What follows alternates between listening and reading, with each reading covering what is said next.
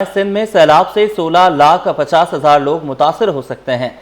Senior सूबाई वजीर शजील इनाम मेमन ने खबरदार कर दिया। 102 मुकामात को हसास करार दिया। 551 रिलीफ कैंप्स कायम कर दिए। 2 या 3 सितंबर तक सैलाबी रेला गुड्डू मिराज में दाखिल होगा। खुसूसी कंट्रोल रूम कायम कर दिए गए हैं। सेहत, आबपाशी, PTMA तर्जुमा 24 घंटे कंट्रोल रूम में होंगे। मजीद इस हवाले से उनका क्या कहना था, आइए आपको भी सुनवाते हैं। साहब की खुसूसी हिदायत पे सिंध सेक्रेटेरिएट में एक खुसूसी कंट्रोल रूम बनाया गया है, जो कि control room and monitoring room है, जो कि 24 घंटे जो है वो इस वक्त काम कर रहा है। हमने एक असेसमेंट की कि कितनी पॉपुलेशन जो है वो हिट हो सकती है इससे, तो 16,50,000 अफराद तक जो है वो इस सैलाबी रेले से जो है वो अफेक्ट हो सकते हैं। 551 हमने आइडेंटिफाई की हुई है रिलीफ कैंप्स, जिसमें हमने खुदा ना खास्ता जैसे भी सूरत अगर कोई ख़राब हुई तो उसको हम लोग इमीडिएटली मोबिलाइज करेंगे। जितने भी मिनिस्टर हजरात हैं, MPAs, MNAs, औकाफ के मतलब जितने भी हमारे पूरी टीम है गवर्नमेंट की, वो फील्ड में मौजूद है। कमिश्नर साहबान मौजूद हैं, डिप्टी कमिश्नर साहबान मौजूद हैं, पूरी सरकारी मशीनरी जो है वो इस वक्त फील्ड में मौजूद है। शजील इनाम मेमन की गुफ्तगू आपने सुनी है। इस पर बात करने के लिए आजिज जमाली हमारे साथ हैं। आजिज जमाली, सीनियर वजीर ने प्रेस कॉन्फ्रेंस की है, ये कहिएगा कि क्या कराची को भी इससे कोई खतरा होगा या ये सैलाब जो है सिंध के अंदरूनी हिस्से में आएगा? जी देखिए, ये दरियाई सैलाब है, इसका कराची को कोई भी खतरा नहीं होता कभी भी।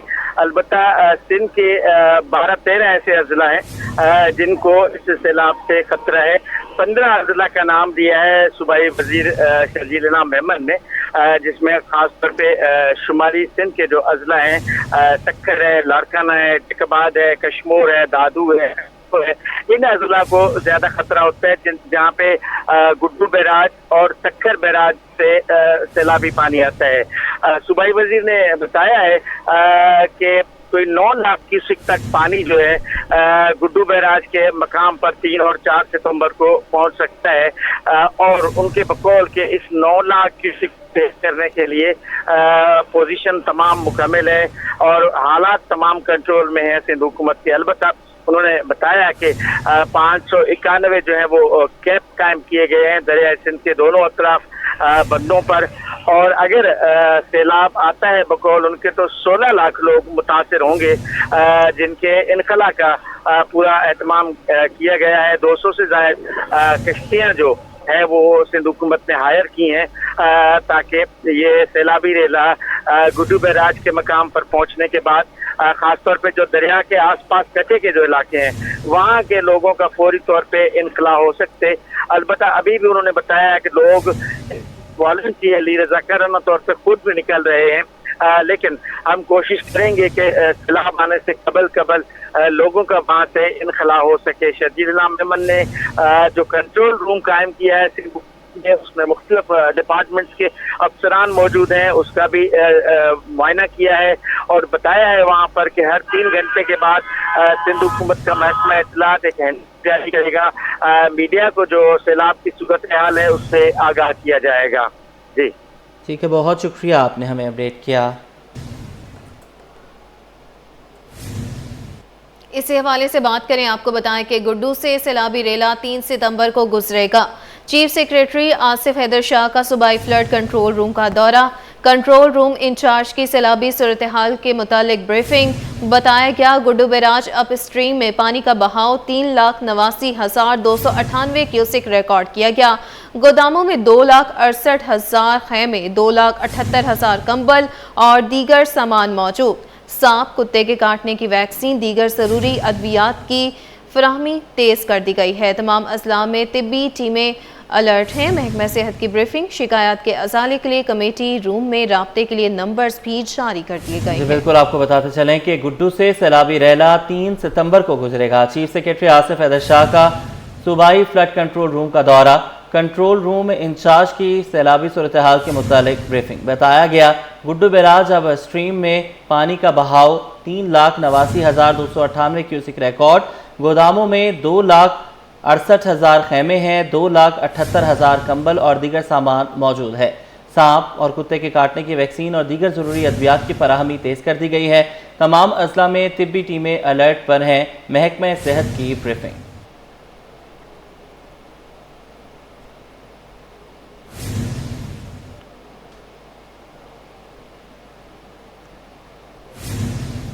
आगे बढ़े, आपको बताएं कि जो डॉक्टर काम नहीं करता उसे शो कॉज दिया जाएगा। मेयर कराची का 2 टोक ऐलान वाजे किया। ब्लैकमेल करने से किसी की तनख्वाह नहीं बढ़ेगी। जो सरकारी मुलाजिम समझता है कि कम तनख्वाह है वो काम ना करे। जो काम नहीं करेगा वो मुलाजमत का हिस्सा नहीं होगा। किसी एहतजाज की दबाव में आकर नहीं झुकेंगे। मेयर के बयान पर पीमा YDA डॉक्टर्स की मुश्तरका प्रेस कॉन्फ्रेंस। डॉक्टर्स की जानिब से मेयर कराची को आज जवाब दिया जाएगा। जी बिल्कुल, जो डॉक्टर काम नहीं करता उसे शो कॉज दिया जाएगा। मेयर कराची का 2 टोक ऐलान। इस हवाले से मजीद हमें ज्वाइन किया है इब्राहिम रिंद ने। जी इब्राहिम रिंद, बताइएगा इससे मुताल्लिक।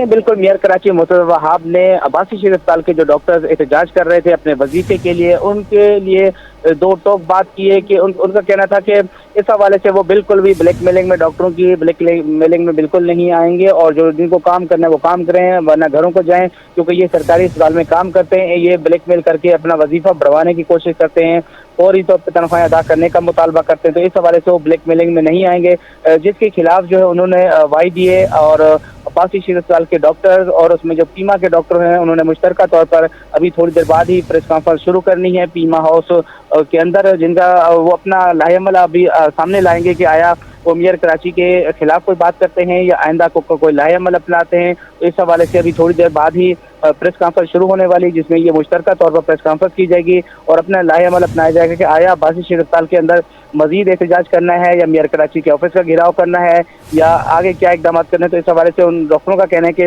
उन्हें काफ़ी दुख हुआ कि वो पढ़े लिखे डॉक्टर हैं और उनके खिलाफ मेयर कराची ने इस तरह बयान दिया है कि वो ब्लैकमेलिंग कर रहे हैं। वो कोई ब्लैकमेलिंग नहीं कर रहे, वो जो है मरीजों की दिन रात खिदमत कर रहे हैं, लेकिन उनको 5 महीने से वजीफा नहीं मिला तो वो पुरअमन तरीके से एहतजाज कर रहे थे, लेकिन इसको ब्लैकमेलिंग का जो वो तस्वर किया जा रहा है। तो इस पे हम बाकायदा तौर पर प्रेस कॉन्फ्रेंस करेंगे थोड़ी देर में। ठीक है इब्राहिम, आप हमारे साथ ही मौजूद रहिए। मेयर कराची ने गुज़श्ता रोज़ क्या गुफ्तगू की थी, आइए आपको सुनवाते हैं।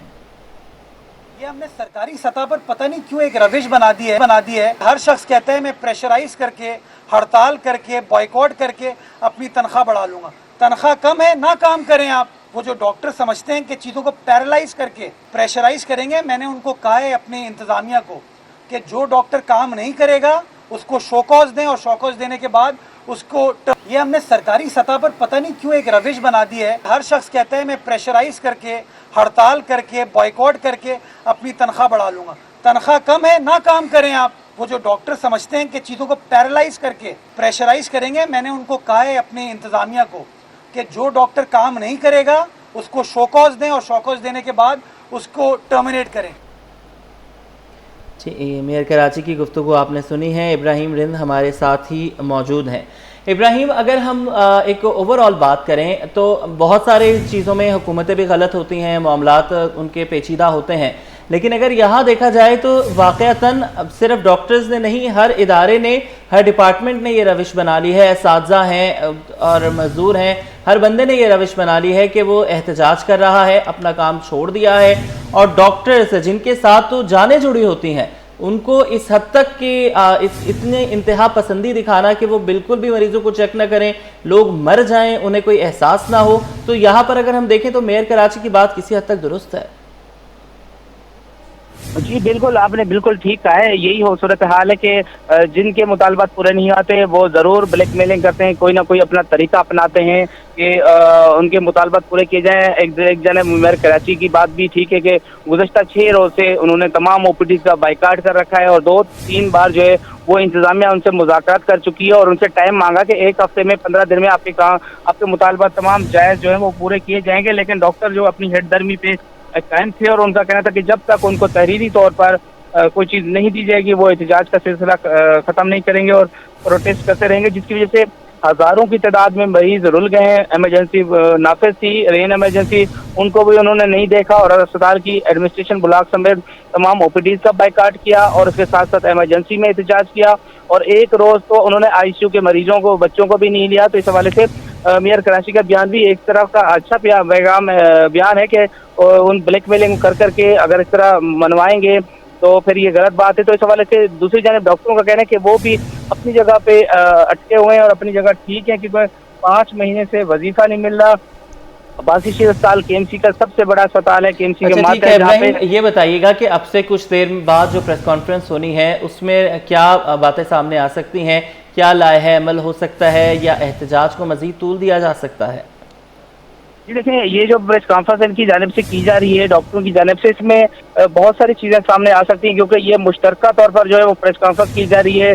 पाकिस्तान मेडिकल एसोसिएशन के लोग भी ये बताए जा रहे हैं कि उसमें होंगे, लेकिन अभी तक उनका नाम नहीं है। लेकिन बाकी जो लोग हैं पीमा के, उनके नाम बताए जा रहे हैं कि जैसे कि Pima Pakistan medical Islamic association के जो सेंट्रल के सदर हैं प्रोफेसर आतिफ हफीज, वो इस प्रेस कॉन्फ्रेंस में शामिल हैं।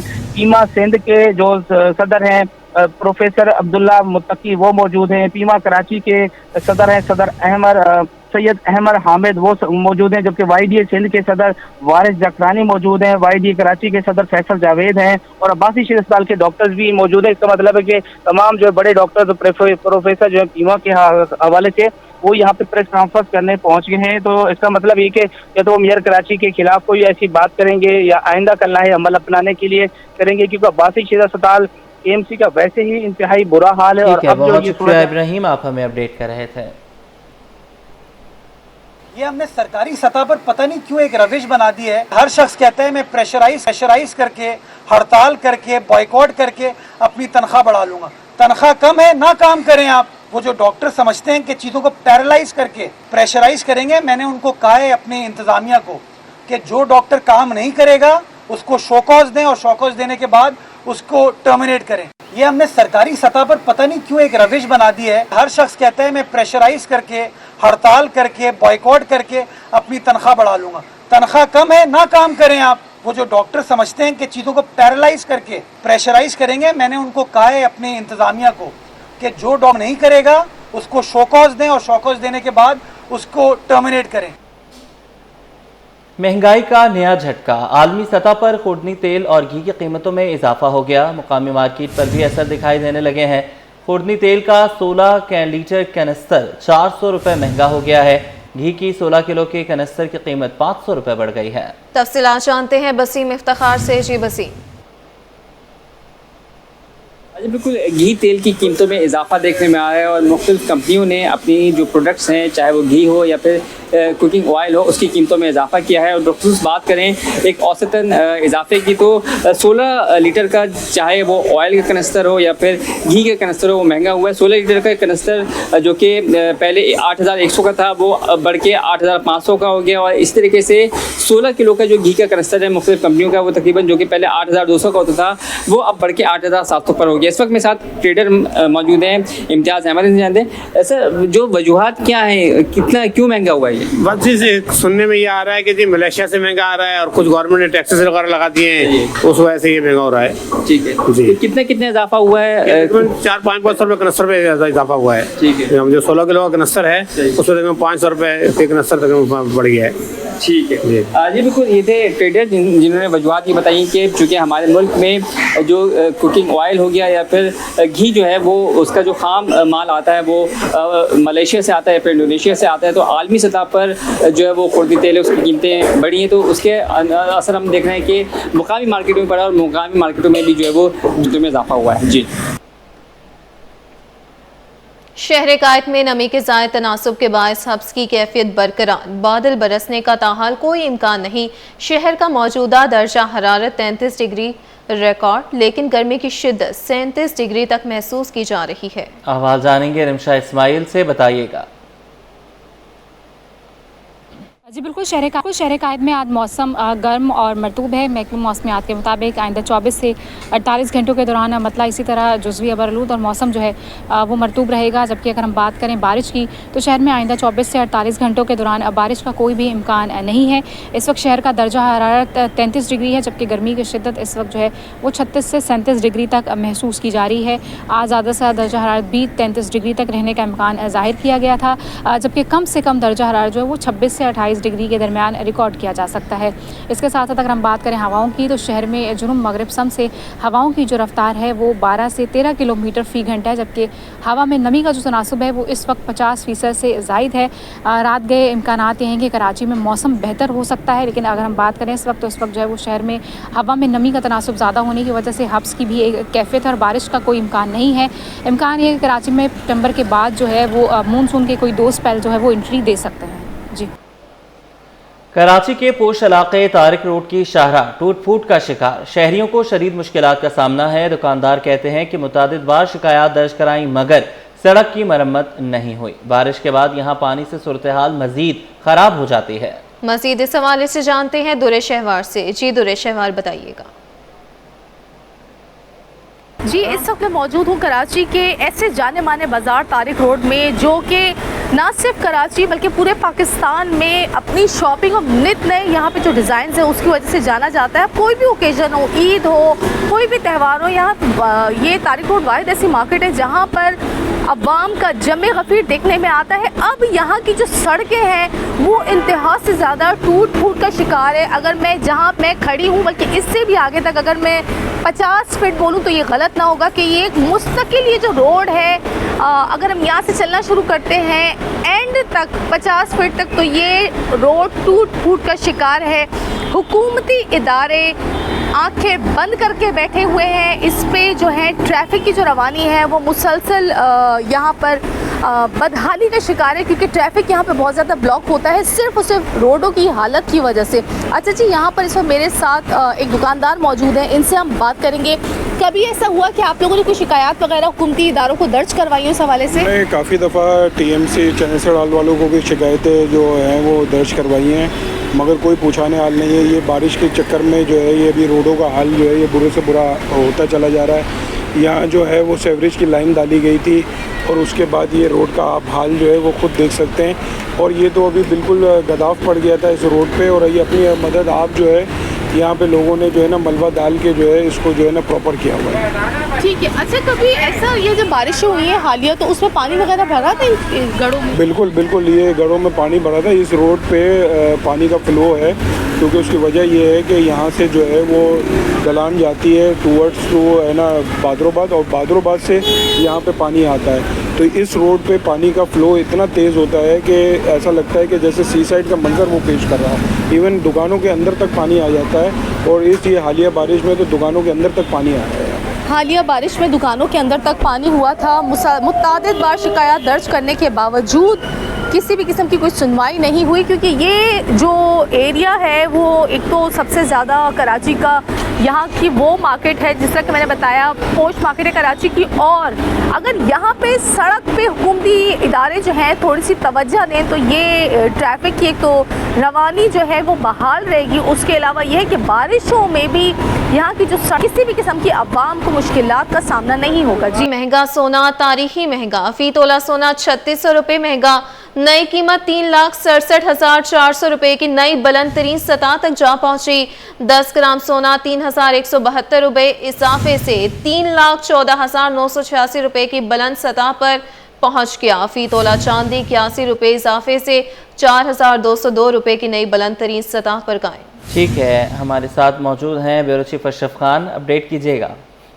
यहाँ पे देखा जाए आज मार्केट में सोना जो है $36 महंगा हुआ है और $3,443 कीमत पर पहुंच गई। इजाफे का असर मुकामी सराफा बाजार में भी हुआ है, जिससे एक तोला जो 24 कैरेट का सोना है 3,600 महंगा हो गया। तारीख की नई बुलंद तरीन सतह 3,67,400 की बुलंद तरीन सतह कायम कर दी है। साथ ही 10 ग्राम सोना 3,172 रुपये महंगा हो गया है और 3,14,986 की बुलंद तरीन सतह कायम कर दी है। साथ ही देखा जाए एक तोला चांदी की कीमत जो है 69 रुपये महंगा हो गई, बुलंद तरीन सतह 4,202 रुपये पर पहुंच गई है। और देखा जाए पाकिस्तान में जो है सोने और चांदी की कीमत नई तारीख की बुलंद तरीन सतह कायम कर दी है। बुनियादी वजह यह है कि आलमी बाजार में एक बार फिर सेफ हेवन के तौर पर जो है सोने में खरीदारी देखी जा रही है, उसका असर पाकिस्तान में भी देखा जा रहा है। अच्छा अशरफ, अगर हम यहाँ चांदी की कीमतों की बात करें तो गुज़श्ता महीने हमने ही ये खबर दी थी कि चांदी के अब बिस्किट्स रखे जा रहे हैं क्योंकि सोना इतना महंगा हो गया है, तो चांदी में लोग सेव कर रहे हैं। उसके बाद से हम देख रहे हैं कि कई महीने तक स्टेबल रहने वाली चांदी की कीमतें भी अब बढ़ना शुरू हो गई हैं। का एक अहम सवाल है और बुनियादी चीज पे देखा जाए जैसे डिमांड बढ़ गई है क्योंकि सोना इतना महंगा हो गया है कि अगर देखा जाए एक तोला जो 24 कैरेट है वो तकरीबन 3,70,000 के करीब पहुंच गया, तो गरीब आवाम की पहुंच से दूर हो गया। तो लोग जो है चांदी की तरफ मुंतकिल हुए थे और ज्यादातर जो सराफा बाजार जैसे कि हमने रिपोर्ट भी की थी तो वहाँ पे जो चांदी पर जो है सोने का वर्ग चढ़ाकर उसको इस्तेमाल करें क्योंकि बहुत ज्यादा महंगी जो है सोना हो गया, जिसकी वजह से अब चांदी की जो डिमांड बढ़ी है तो वो भी अब तेजी से बढ़ रही है और 4,202 रुपए की बुलंद तरीन सतह पे पहुंच गई है। और जैसे जैसे डिमांड बढ़ेगी तो अब यकीनी तौर पर जो चांदी है वो भी अब महंगी होना शुरू हो गई है। ठीक है, बहुत शुक्रिया आपने हमें अपडेट किया।